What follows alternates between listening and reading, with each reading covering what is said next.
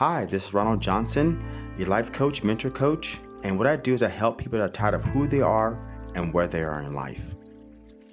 And this is Gloria, your life coach. I help those who are feeling stuck, struggling with difficulties such as self doubt, inner judgment, lack of confidence, life transitions, and taking steps forward. And welcome to Life's a Shuffle podcast. Now, you may wonder why it's called Life's a Shuffle, and the reason why we came up with this title is that life is really shuffling. It doesn't matter where you come from, your background, what age you are, you're shuffling multiple things in life. And the best thing to know in life is everybody faces your struggles and everybody faces what you're going through. But there's hope in learning something about that. So when our guests share their journey, the hope is you learn something in that journey so yourself can navigate the struggles you face, the low self-esteem, the self-confidence, and that's why we call podcast Life's a Shuffle. And throughout this podcast, we share our personal overcoming stories, as well as our guests who shares their personal journey in overcoming their personal struggles. Life's a Shuffle podcast is here to connect like-minded individuals. And thank you for listening to Life's a Shuffle podcast. Hi, this is Gloria, your mindfulness and meditation coach. Welcome to another episode of Life's a Shuffle. Hi, this is Ronald Johnson, your mindset, behavior, and positive psychology master practitioner. And welcome to another episode of Life's a Shuffle. And today we have a special guest. And I love guests. I love hearing their stories because that's how we connect on a bigger universal world, is connecting people in their stories, because stories are empowering. Stories are where the meat is, and stories is where we learn the most. Come all the way from Pittsburgh, Robert Kirksey. Take it away, man. Tell about your story. Thank you. Thank you for the introduction. Appreciate you. My name is Robert Kirksey. I'm a videographer, photographer, and scriptwriter, but most importantly, I'm stepping into my passion in speaking to people with epilepsy and mental disabilities. A little bit about me. I've had epilepsy since I was 2 years old, so I know a lot about the struggles that comes with. And in regards to different medications you have to take, different side effects you have from those medications, even in regards to the mental condition of you in times where you're not even having a seizure. Sometimes it's just very hard to focus because your brain may be moving a little too fast. And right now I'm speaking specifically for people with epilepsy. Not always the case for people who just have seizures. So I don't know. There's a big difference there that a lot of people don't realize, I think. What is the difference? So the difference is epilepsy is the disorder that causes seizures, but seizures is just over electric activity in the brain. So our electric neurons in our brain, they're just overactive and too much is going on at the same time. That's what causes a seizure.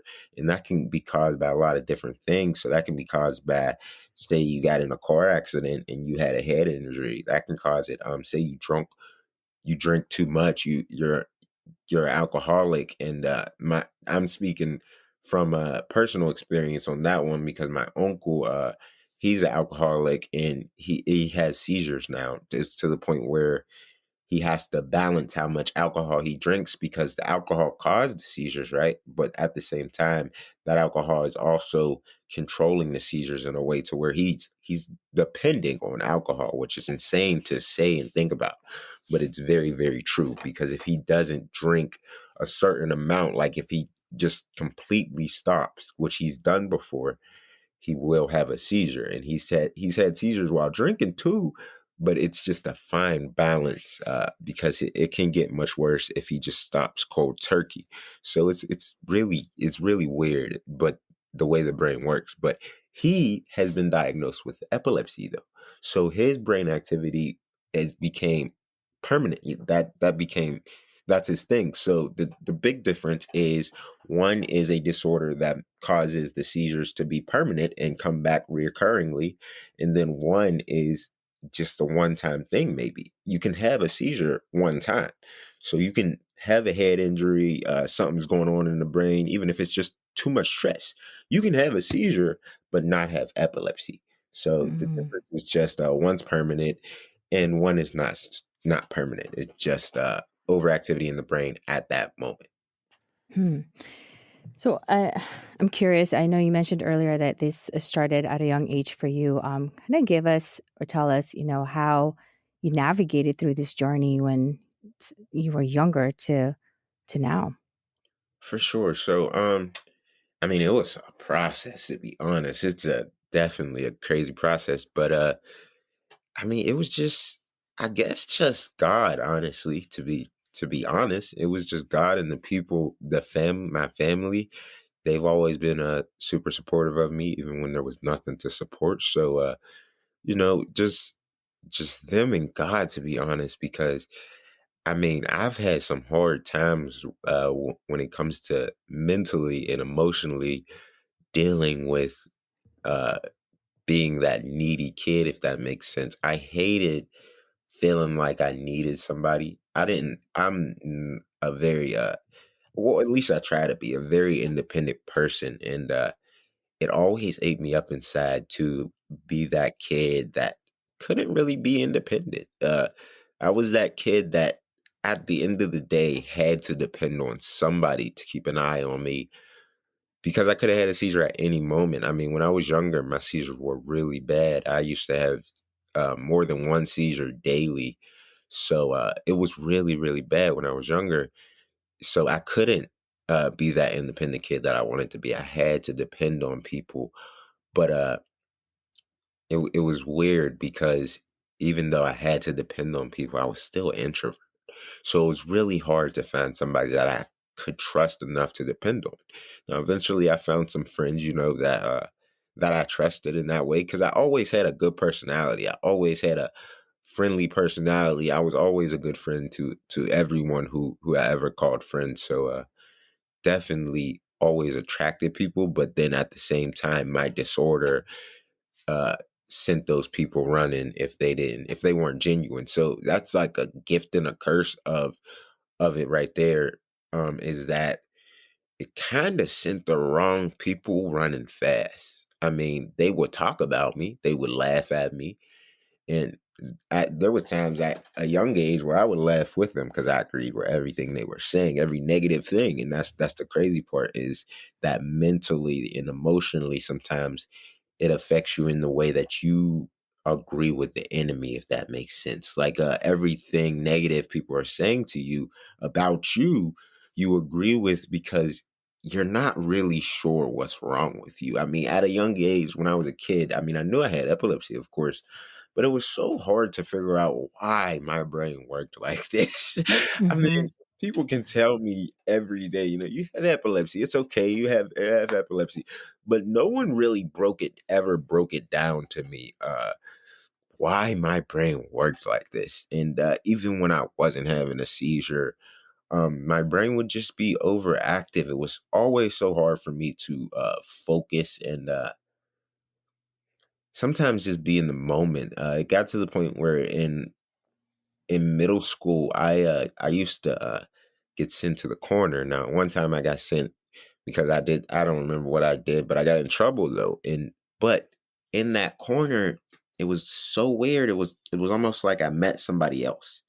And that sounds crazy, but because in that corner, I realized just how introverted I really was. It was to the point where in that corner, I was able to just reconnect with my own brain and focus on my work because I got everything that I needed to get done when I was in that corner alone. And it just speaks to really my whole life because I've always strived, and I know teamwork makes the dream work. I'm a videographer, so I know that for a fact. But growing up, I always strived when I was left alone in a quiet room because it was just like, okay, now my brain can do too much. Now I can think about what Johnny's thinking or what's on Susie's paper or why is the teacher looking at me like that? Like, I can't overthink every little thing. That's what happens a lot of times with me. And I know with a lot of different people with epilepsy, a lot of times we're just overthinking the world. And Yeah. it affects us in negative ways sometimes. So, you know, as I would say, just growing up, it was just a trial and error thing of, okay, what'll work with me? And I'm still figuring it out. I'm 25 and I'm still figuring it all out. And I don't, I'm getting closer though. I feel like I'm getting so much closer. And the big reason I feel like I'm getting closer to knowing myself completely is because I'm talking about it. And for so long, I hid this. Yeah, man, you don't even know. I didn't talk about this at all to people other than the people who were in my family. And even them, we didn't have those conversations because they already knew. So there was no reason to have these full conversations about what I've been through. But when I start, this is why Clubhouse is such a blessing, because when I start finally expressing it and talking about it, whoo, the power that I start feeling is insane. And it's I love it, but it's really crazy because I just started talking about it, but it really feels good once you start finally getting it out there and just acknowledging your strength. Because I ignored how strong I was for so long, just thinking, this is just what I got to deal with. It's nothing. Like, I don't. It doesn't matter, but it does. And yeah, I definitely. It was definitely such a long process. Realizing that it's okay to not always be okay. Mm-hmm. Wow, man, what an amazing story. It's so when you're a kid, we kind of hit the nail on the head for me is, when you're a kid, you're going through this and you would laugh at people that are laughing at you. How did that make you really feel? Like, do you feel like, Uh, man, these people are my friends, or I'm laughing because I'm gonna laugh so I can be part of them? I don't be left out, or what's that look like so for you, buddy? that's exactly what it was, man. It was exactly that. It was I'm just gonna laugh so they can laugh it off and we can just cut it out. Like, And just move on. Yeah. yeah, I was never the kid that yeah, maybe I should have been, but I was never that super aggressive kid. I was never the kid that liked controversy. Was never the kid that liked being the center of attention. So with that being said, I would do what I could do to divert the conversation. It never worked. I was always the butt of the joke, but it definitely it definitely was just the feeling of I want to fit in. I want to just feel normal. So it was definitely I definitely struggled with that for a long time as a kid, just wanting to feel normal. And not a lot of people understood that because a lot of people would just look at it as he's being a follower. And in a lot of cases that's what it was, right? But in hindsight, at the same time, it was a mask. It was that comfort that, okay, as long as I'm close to these guys, they won't they won't hurt me too much. They won't laugh too harsh. They won't talk about me too much. But the truth is that wasn't true. That wasn't true at all. They continued to talk about me even when I wasn't there. It was just in my head, I felt like it was better to fit in than to stand out like I've always done. I mean, it's as I said, I've been dealing with this since I was 2, so you can only imagine how long I've stood out. I've always stood out in the room, and it wasn't for the right reasons, in my opinion. You know what I mean? It was always because look at that kid. He has epilepsy. He may have a seizure. Or even worse than that, when I was 12, look at that kid. He has dots all over his face. What happened to him? Was he abused? What went down? And no one would ever ask those questions, so I could talk about it, which I didn't realize at the moment, but that was like kind of like the what do they say, the straw that broke the camel's back or whatever. I was like, that was what messed everything up because I feel like now that I'm older, if somebody would have asked me those questions honestly and not maliciously, like I was asked those questions, like people would say, "You look like a spotted leopard," or just they would come at me with all these rude names instead of actually asking. Like none of them cared to actually ask what I've been through. And because of that, I always suppressed it. I did not tell them. I did not explain. I laughed with them or I walked away. I didn't confront it because I didn't have to. No one asked, no one cared. I don't care enough to tell you because you don't care enough to hear. So that's the motto I went by for a long time, but it's definitely the wrong way to go now that I look back on it. And if I would have realized that at a younger age, maybe I would have started talking to more people and maybe I would have had more friends. But truth is, I didn't want to talk about it either. Yeah.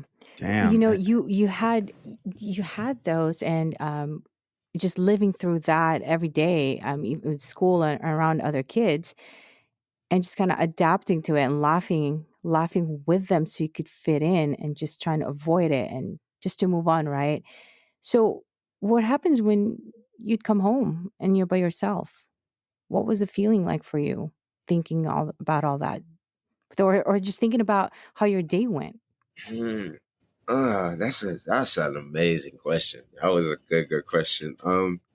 True emptiness. Honestly, Oh, be man. to be very blunt with you, it's an emptiness, and it takes questions like these to bring those answers out. Because best believe, I never fully thought about that, right?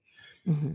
But that's what it was. It's just the emptiness and a moment of not feeling enough, which was a lot of moments. I mean, there was a lot of moments growing up when I would come. There was even moments, to be honest, there was moments coming home where I would just cry.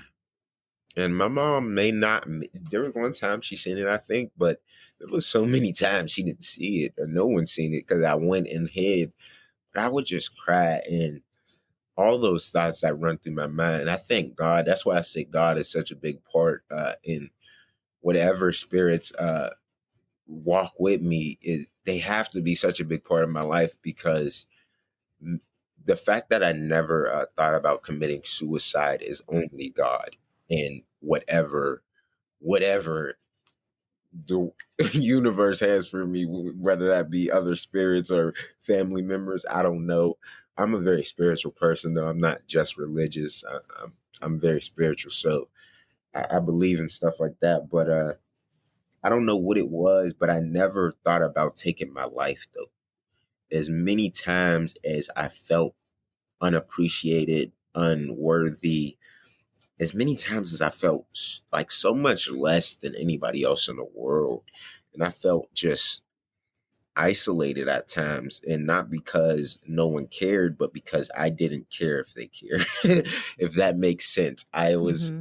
I was just in that dark place, but I never thought about killing myself. And I just look back like, wow, how? Because I mean, there was times where there was quiet times, right?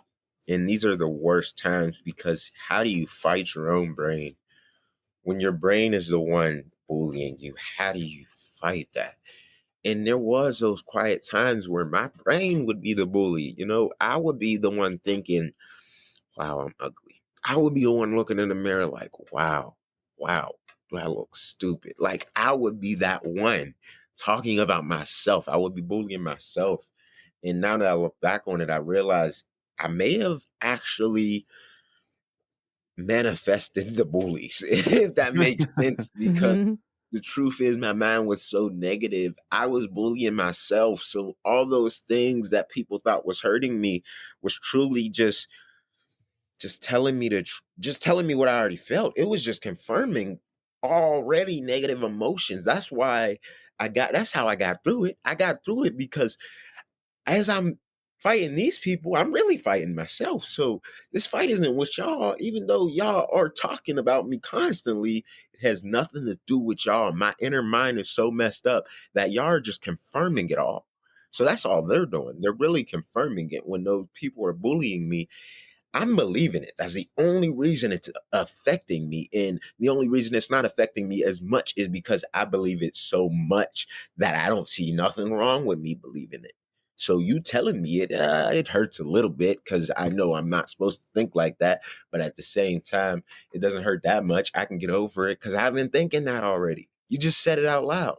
So I don't know if that explains it a little bit, but it's like a shell you build to where you're your own worst enemy. So nobody can hurt you the way you Mhm. hurt Wow, It that's goes, really so powerful. And you're right yes. about that. You are your own worst enemies. But I think from what I've heard there, I don't know if Ron, if you heard this too, it's just what drove you to be stronger and motivated you is all those negative things that you've heard from people and the negative thoughts that you had on yourself. But that made you stronger. you. Hmm. Mhm. Yes. Well, what I heard from man, when you're telling me a story about you as a childhood being picked on, I'm shaking my head because it's really sucks to happen, but it's a great thing now. And what I mean by that is that our world is waking up. And what I mean by waking up is that with social media, podcasts, whatever you want to go through out there, your social media, is that now we're realizing, wait a minute, I don't have to be like Johnny. I don't have to be like Susie. I don't have to be like Bob. I can be my own Hmm. individual. And because what Hmm. happened as a kid, especially when I grew up in the '90s, I was overweight. If you didn't look like everybody else, you're the oddball. We're gonna pick on you. Just like when you grew up dealing with your epilepsy, we picked on you because well, you're different. It's easy to do that. And it's like, wait a minute, we wake up and see that we don't have to be like everybody else. We have our own story, and we can create our own world reality we want. And we just said right now, honed in on the fact of we people we meet in our life are a mirror reflection of us. So those bullies are people you meet. There's a mirror reflection of how you're already feeling. It just confirmed it, just like you said. But 9 times out of 10, those out there that have the awakening experience or go through mindfulness practice, they go through a lot of different things in meditation. This is when they wake up and realize, wait a minute here. I've been manifesting this the whole time. Like when I would sit there and daydream about winning $90 million in lotto, what I would buy. I would have these cars. I would have these girls. I would have this. I would have that. I was always broke. Couldn't figure out why. Couldn't figure out why. Because the idea is that if I got the $90 million, I can be able to do all these things in my life. That was my idea, my belief system. Now I realize, wait a minute, I don't have to be a multimillionaire to do wonderful things in my life. So I changed the belief, and at the same time, that wantingness is reflected what I already felt. That's all it was doing. And it was like creating a crater. I was filling it up with all this negativity and all this wantingness and, outside happiness. And, dude, your story is amazing. It's just, are you the only one that has epilepsy in your family? No, actually, my older sister has it as well. She had it later than I did. As far as she had it, I think she got it when she was like 9 or 10. So that's when she had her first seizure. But she has epilepsy as well. She hasn't had a seizure in a long, long time. But yeah, she has epilepsy. I also have a little cousin that has epilepsy. So my uncle has epilepsy now. But so it's definitely there's definitely other family members that had it. I was just always the worst. So growing up though, it was only me and my sister that had it, and my little cousin wasn't around yet. So it was just me and my uncle didn't have it yet either. So it was just me and my sister growing up. But mine was always the worst though. Is where my sister may have only had 2 seizures a week. I would have 2 seizures a day sometimes. Wow. Wow. I can't even imagine what that was like for your parents, your mom just watching over you guys and, just being on your side or by your side, you and your sisters, just to make sure that nothing happens or that you're not going to have any seizure. Hmm. And it must have been that must have been really tough. And I wanted to kind of touch base on when you were talking about being in school and being bullied. Bullying is just had always been there. And to these days, I don't know, I can't even think if it had gotten worse. But so, Robert, I work for a school, and there's, kids who what we call or what they see who are different, right? Different from them. And when you see someone who stands out and who are different, usually the ones that you spot that could be bullied. The reason why is because the other kids just do not understand. Right. They don't understand at the same time because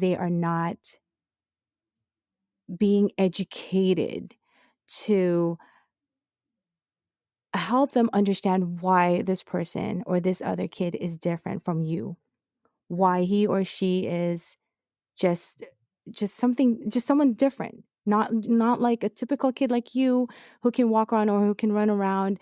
And I just it breaks my heart when I see this sometimes, and that's why I love the kids, and some of the kids are actually doing an anti-bullying petition at school, Nice. the little ones. But it's always the ones that has some type of some kind of challenges that Mhm. always stands out to them, that why is she always like that, why does she always have to do this, why does she always have to cry. But I almost feel like, how do you even tell those kids that she's different, she's going through something. Mhm. I don't know if that was ever even a case at school where you have to let the other kids know that why this person's different. But I think even if letting them know what this kid had, Mhm. that they could be taken advantage of. Right, and they may not quite understand what you mean by different, or what you mean, or what they have even is. So I don't know. It's really hard to explain to kids what it is. I think that's another reason I was so sheltered, and so I kept to myself so much as a kid, because it is hard to explain to kids that somebody's different. And I think the best way to go about it, though, honestly, is just to normalize being different, and just remind them that we're all different. Even if you think you're perfect, you're not. We all have problems. We're all human. We all have flaws, but it's how you deal with it. It has nothing to do with the flaw itself. So you shouldn't judge people for their differences. I think we just gotta normalize being different, because I think we all have this idea of normal in our head, but there's no such thing. So Mm-hmm. I think we just Yeah. got to make being different okay, for kids to be more open minded. Which, I mean, 2021 shows me how open minded kids actually are, getting so much more open minded than I think we like to think. But they're definitely getting closer to a point where I don't think it'll be as hard for people like me going through school. I think it'll be easier to explain to some of these kids, because one good thing about technology is it's teaching them so much more than they would have learned if it wasn't around. So they're a lot smarter than sometimes we give them credit for. I think it's just about having those conversations with them and letting them know that different is not bad. Mm-hmm. Mhm. Communication is key, and that's where it lacks. Sometimes that's where it's lacking. Um, I the think communication and I was going to say the word definition should be eliminated from the dictionary, because the word different means this is normal, that's wrong. Mhm. And when we look at people, like look at a thumbprint. Like you and I, Gloria, we don't have the same thumbprint, even though we have a thumb. Everybody's unique and as different and as open as we are. They just maybe, have different skin color. They're a little bit taller. They're a little bit, a little more weight. They're more muscular. Whatever it may be. We should. That's what I think the beautiful thing about technology right now is. The idea of normalizing different is Mhm. non-existent, because now you open up your Instagram or your Facebook, and if you want to find or a group, or you want to find someone that has something that you find interesting, like meditation or mindfulness groups, you can find those and get help, or at least, hey, wow, the support groups out there. mm-hmm. Right. There's definitely a lot of support group. And were you ever, since you've mentioned about having a lot of support from your family and people around you, did you ever feel like you were in a bubble?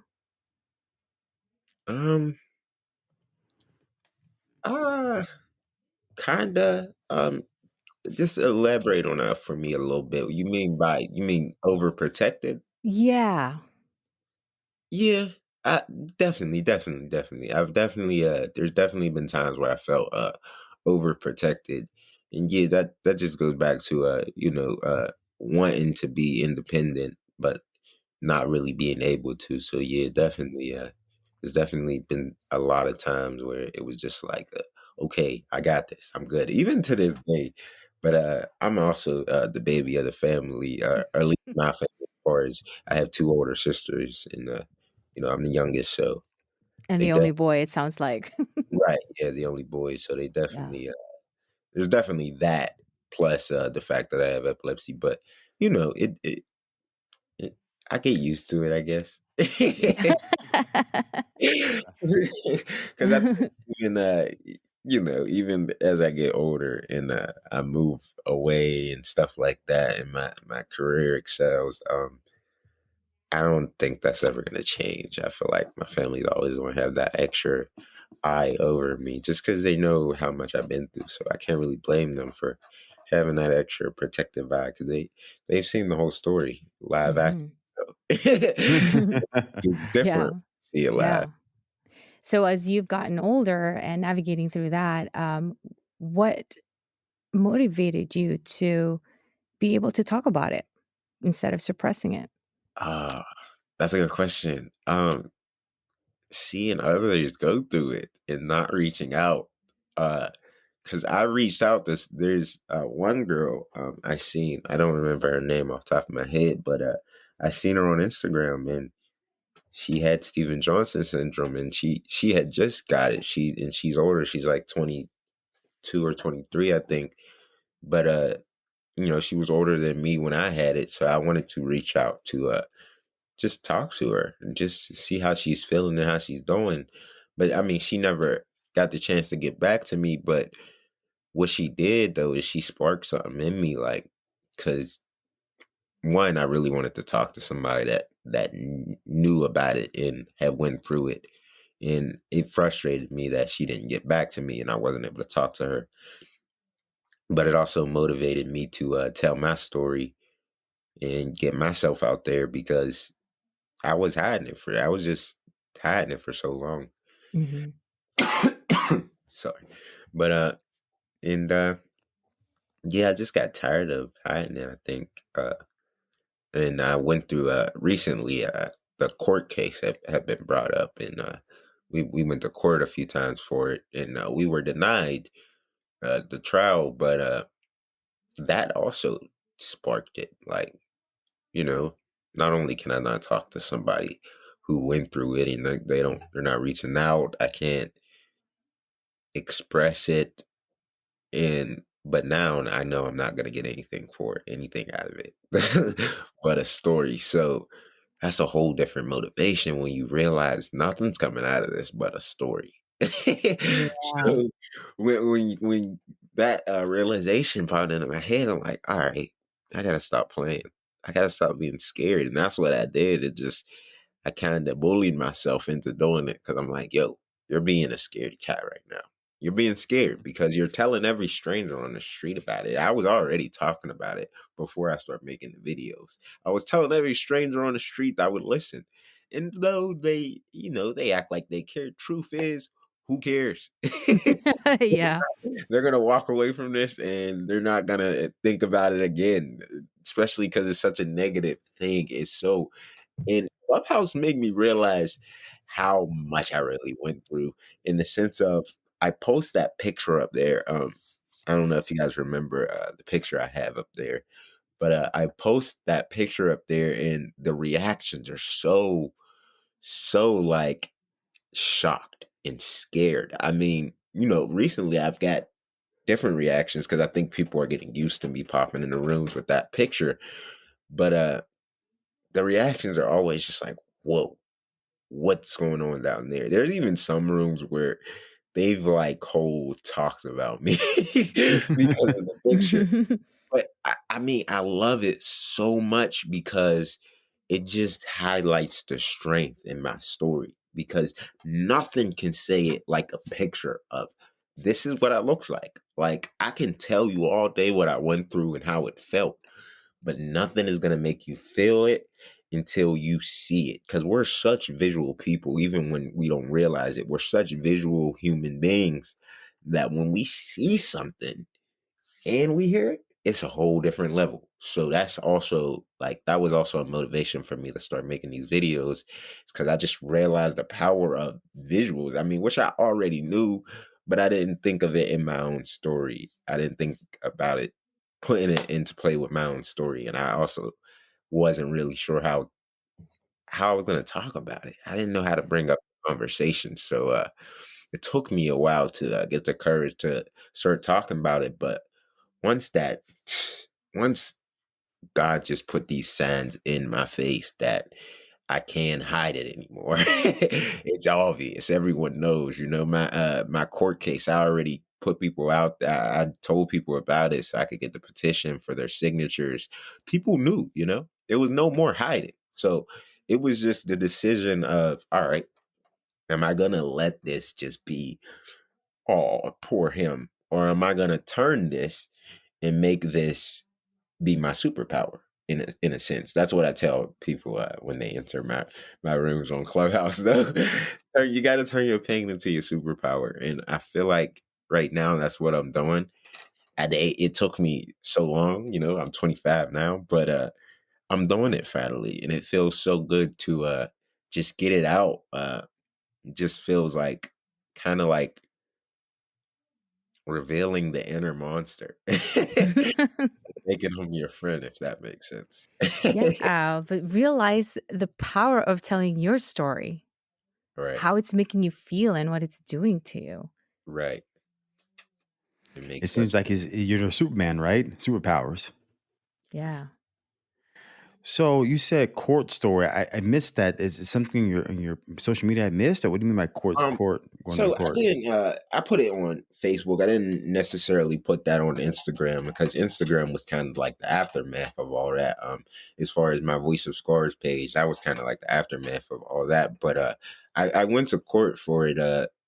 Because they did give me too much for my age and my weight, and that's been proven. But we didn't get approved to we had a hearing for Supreme Court to see if the case will get approved, but it didn't get approved. So now we're just back at square one where we have to continue to build the case and hope that we get another chance to go to Supreme Court. But I got tired of that, honestly. And Voice of Scars, I love it so much because it's that breaking point, that point where I was just like, I'm done with this. And she brought me back into reality that she's not. That I deserve something for this. And it's not even just that. She even was like, it's not even just that you deserve this. It's that how much they put you through, they need to pay for that. Like they need to feel that. And the only way they're gonna feel it is in their pockets. So that's where my mom was at with it. But I was just at the point where I was like, man, I'm done with this. They're not giving me nothing. They don't care. This doesn't matter to them. My pain has to matter more to me. So I don't know. I just something in me clicked and I'm just like, all right, I'm done hiding. I'm done telling every stranger on the street. It's time to tell the world. It's time to tell everyone what I've been through and what they did and what I'm doing about it. Because the truth is, no one really cares what they did. No one really cares what they did, obviously, or I would have money right now. I would have went to Supreme Court if they cared. They don't care about what they did. At the end of the day, the question is, what am I going to do? So I just had to answer that question for myself, and Waste of Scores was that answer. I got to start speaking on it because no one else is able to tell my story the way I am. So me just kind of clarify. So the doctors gave you some medication that was too much for your age and body weight, and you guys are suing for, let's say, malpractice or negligent of what happened. Okay, so and what happened? You went to Supreme Court. You went to a judge to see if you can go to trial, and just said no for a reason, right? So you guys have to start over again. Yes, sir. He Okay, said no because they said the evidence wasn't enough. I really don't. I kind of blanked that day out, honestly. But yeah, we didn't get it. So definitely back to square one. But like I said, I'm past that though. I don't even care if it never goes through because no one's gonna care about my story until I do. until you So show I it, don't care. to put it Mm-hmm. out there on the forum. So, Yeah. what do you want to do for your future? We know about your past. Know you had it hard. It was rough. Right. You say you got all past that. What are you going to do going forward? What's your future like? No question. No question. Um, a lot. All right, give me that energy, I want buddy. to I want to be hear it. amazing. Well, these are. I'm just gonna give you my I ams, right? Because I like to speak stuff into existence. So I am an amazing filmmaker and script writer, and at the end of the day, I just want to make a difference. I think that's what it all comes down to. I want to make an impact in a way that I couldn't imagine before. I just want to make a change. So I want to get my story out there. I want to be a world known filmmaker and just tell my story and other stories of pain, because I think a lot of times we in our heads we isolate our own story into being the only one or being alone when we get in those dark places. But the truth is, we're never alone. There's always somebody that can relate, and we just may not be able to connect with them. And that's the beauty of social media right now is I can get my voice out there and somebody else is going to talk back. Somebody else has the same voice as me and they're just afraid to talk about it. And my thing was I had to get out of that too. So if my voice can make somebody else not be afraid to talk about it, I, I don't have any right to keep my voice in. So I'm sorry, I got off of the question, You better but not keep it in. You better not keep it in. the Okay. answer is I want to be an amazing filmmaker. I am an amazing filmmaker, and I'm just gonna get my story out there and other stories out there, and make a difference in not just my life, but the people around me's life. I want to make a difference in my family's life. I want to show them a different way of living, because I think for so long we lived a paycheck to paycheck way. But one thing I'm realizing as I get older is God gave us all a gift, and every single one of my family members are gifted in a way that we just got to tap into. But once we tap into that, we don't need a 9 to 5, and that's so hard to get that into your brain because we were so trained to get a job, work day to day, make a living, and go on with your life, live a life. Mhm. When you But, die. right, right. Mhm. But I don't know what it was that clicked in my head, but I said that's stupid. That's dumb. And I see my parents working hard every day, and they come home and they're tired, and we're not doing anything. We're not having fun. I just felt like that's not life. So that's just my why is just my family and seeing the wrong way done so well. I know the right way can be done at least good. You know what I mean? Hmm. Because we work hard and we do it good. I mean, we don't get fired. We quit. Right. They Yeah. love us. They love us at jobs, and it's because we just work. We just work. We don't even ask questions. We just work.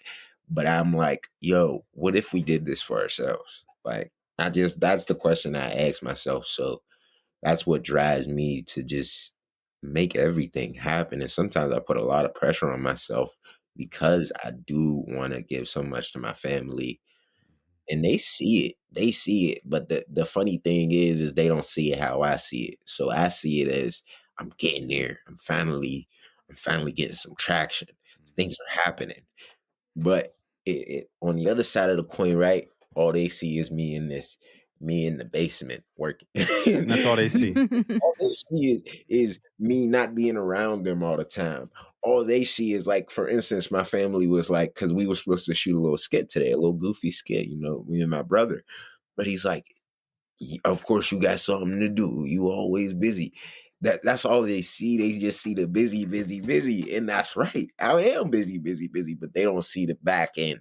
So another thing that pushes me is just I want them to see that back end. I want them to see what I've been doing. I don't want to have to say it, because at the end of the day, it doesn't matter if I say it, because they're not going to believe it until they see me doing it and they see me in it. Because the second I decided to be a filmmaker, right, and I decided to just go for it and not have a job, but just go and do the videos and all that, they looked at me like I was crazy. But there was a moment that flicked in my mom's head. I don't remember what job it was that I did, but I was working, and there was a moment that flipped in her head. I was like, wow, he's gonna do this regardless. It does not matter what I think. He's gonna do this regardless. And they started. I realized the support level went up. That that idea of he's not doing anything kind of dwindled a little bit, but it's still there. I think subconsciously, I think they still question if I'm doing the right things. But I question that too. But at the end of the day, I feel good about what I'm doing recently, and I'm not going to stop that. So I'm Yeah, okay that's with all good. the mistakes I may make. You know Yeah. what job stands for? I was gonna tell you this. You know what jobs JOB stands for? No, sir. What does it stand for? Just over broke. So if you Ooh, ever if you ever know someone's a 9 to 5, you ask them, they'll probably say I'm just paying my bills or I'm just making ends meet. Because having a job, it just means just over broke. You're just doing what it takes to get by. right. And that's what it means. And that's what my dad had an old paradigm. His idea, especially coming from the 50s, right? You just have a government job, you're set for life. And those things are old school. Like they don't make any sense Right. now. Another thing too is how we're still in this old designment. The human body is I gotta see it to believe it. So once I see the money, so when they see Robert making film and making money, shoot, okay, I believe in it now. All right, I got Mhm. it now. What they don't understand, Robert already sees it, Mhm. so that's why he's doing it. He believes it already. So Right. this new paradigm is that you have to believe it in order to see it. It's the way humans should be living. Not I have to believe it to see it. Yes. And they Oh, well. also don't see, like what you said, the back end of it. So the work that you put in, all the work that you've been doing, to get there, they don't see that. Right. What they want to see right away is success. Uh-huh. And once they see success, it's like, oh wow, but not realizing that didn't happen overnight. Right. And yeah, and I wanted to actually say something about the talents and gifts that you were talking about earlier. How I do agree 100% that everybody has some kind of talents and some gifts that we have that was given to us, and just Mhm. tapping into that to use it, and not just use it to share it with the world. And that's what it's there for. Mhm. Definitely. And yeah, and I'm glad that you were able to open that up and just figure that out, and at such a young age too. Dude, it's amazing. I wish me and Gloria were talking about this earlier. I wish I knew what I knew now at your age. But then again, if I was your age and knew I knew now, I wouldn't be able to accept it. So even if I had the information, what would I do? What would I do with the information? Mhm. Right. So, Yeah, we so were we talking are where we about that should be earlier. at the right time. Yeah. And no, it's true. We were talking about that earlier, and I thought it was pretty funny because, I was whining about working corporate before too, and but back then it was just like we didn't know any better, or we didn't know any of that stuff, and we didn't have that kind of awareness that we have now. And Robert, I do have a question. So now that you've figured out what you wanted to do, you've tapped into this talent and gift that you have, that you want to make an impact and share to the world, how is epilepsy affecting you now with this dream of yours that you'd like to pursue? It's my superpower now. I'm gonna just be honest with you. Especially now that I haven't had a seizure for a long time, knock on wood, but it's my superpower all the way. From everything to because see, I used to look at it all as all negative things, but at the end of the day, I think way more than a lot of people. Mhm. What I mean by that is my brain is moving 10 times faster than most people's. So those thoughts are coming quick. Now, sure, half of those thoughts are forgotten. But at the same time, I feel like it's so amazing that I get all these thoughts because at the end of the day, the few I write down are always amazing. So like that's what made me start writing and get into this film world is because I just had so many thoughts going through my head. There's so much going up there constantly that sometimes I don't even write my ideas down and I'll just write it down later and I'll remember it just because there's always so much going on up there. So like it, even though, I still got to be mindful of my stress levels and stuff like that. At the end of the day, now I feel like it's my superpower, and not even to mention the fact that because I've had epilepsy for so long, I am able to talk to a whole different world of people that need me. Yeah, it's not. a want for them. They don't want me. They may not even know I exist, but they need me in their life right now because they're going through these things that I already went through, these things that I've already experienced, and they're new to it. And when you're new to something, it's so hard. But like I said, with technology right now, they could finally reach out to me and I can finally reach out to them because I need them just like they need me. They may need me, but at the same time, I need to talk about my story too. So I'm not just helping them, I'm helping me as well. So it's just, I don't know, it's just it's definitely a huge mind shift that had to Sh- happen to get so there. sharing your story is healing you, and not only you're healing yourself, you're healing somebody else too, who may Yeah, be walking a similar path. Um, would you say you're living your purpose now? absolutely. Absolutely. And I feel it more every day. It's crazy. But and I just to let you guys know, I just started Voice of Scars a few months ago. So Oh, so it's new. it's not, yes, the Voice of Scars is a new thing. But yeah, I'm definitely walking into purpose now. And it's crazy You feel because alive? super, super alive. It's crazy because I thought I was walking in my purpose before when I was doing videos and I love that stuff. I really do. But I realized that is that's my passion. That's what I love to do. And I do love it. But that's not my purpose. And then I start speaking and I realize like I always heard the difference, right? I listen to people like Les Brown and uh Dean Graziosi, just different speakers that have amazing things to say. But I heard them say that a million times, there's a difference between a passion and a purpose, but it didn't hit me until I start speaking about what I went through. And when I start speaking, this is one of the funny things God does, one of those funny signs he puts in your face. So when I first put my first video out there on Facebook, uh just about everything I went through and speaking on it. One of my teachers, one of my old high school teachers, actually, she was a middle school teacher, and she just was like, she commented on it and she put the love heart, the little heart, and then she put under, this is what you wrote when, like, when you're younger in school, you write what I want to be, right? Hmm. Mm-hmm. That's what I wrote down. I wrote speaker. I didn't even remember that I wrote that down. And she said, this is your vision. This is what you wrote down. And that was just God, like, duh. Wow. That was like God, just throwing it in my face that this is what I was supposed to be doing because it does feel alive, man. I do feel really good. And even when those doubts pop up in my head that like, am I doing the right thing? Because like I said, uh, videography was my passion, so I was doing it. I'm still active doing it, but I'm not even gonna lie, I'm falling short in certain spots Hmm. where it's like not running the business right. Just certain spots I'm falling short, and I'm just like, oh man, it's so frustrating, but I feel good at the same time. What's going on? You're Like, learning. I'm so frustrated because I'm not getting things done that I want to do in the right way, but then I'm not frustrated because I feel like I'm doing something super meaningful. Yeah. So I, it's I like, want to say, I got to say this. I mean, cut you off. I want to say no, thank you're you. good, brother. Thank you so much. I'm going to tell you why.